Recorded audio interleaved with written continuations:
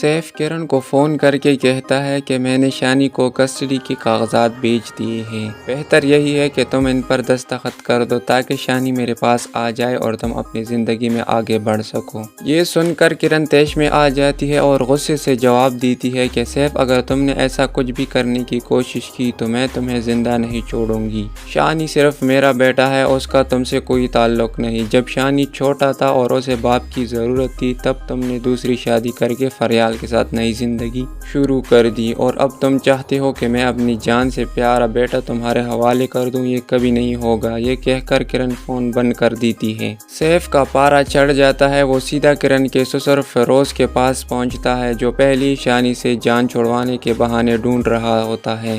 فیروز پوچھتا ہے تم ہو کون، جس پر سیف کہتا ہے میں شانی کا باپ ہوں، کرن کا پہلا شوہر۔ فیروز حیرت سے پوچھتا ہے تو تم یہاں کیوں آئے ہو؟ سیف کہتا ہے میں اپنے بیٹے شانی کو واپس لینا چاہتا ہوں، لیکن کرن نہیں مان رہی۔ مجھے آپ کی مدد چاہیے کیونکہ مجھے معلوم ہے کہ آپ اور آپ کا بیٹا کسی اور کے بچے کو اپنے ساتھ نہیں رکھنا چاہتے اور نہ ہی رکھنا چاہیے، کیونکہ وہ میرا خون ہے اور اسے میری ہی ساتھ ہونا چاہیے۔ فیروز کے تو دل کی مراد پوری ہو جاتی ہے، وہ تو کب سے چاہتا تھا کہ شانی اس کے گھر سے چلا جائے۔ وہ سیف کو یقین دلاتا ہے تم کیس کرو، کرن کو بچہ دینا ہی پڑے گا۔ سیف کو امید بنتی ہے۔ ادھر فیروز جب گھر آتا ہے تو شانی باہر فٹ بال کھیل رہا ہوتا ہے، کھیلتے کھیلتے فٹ بال فیروز کو لگ جاتی ہے تو وہ غصے سے بھڑک اٹھتا ہے اور شانی پر برس پڑتا ہے تم یہاں کیوں کھیل رہے ہو؟ اتنی زور سے بال مار دی۔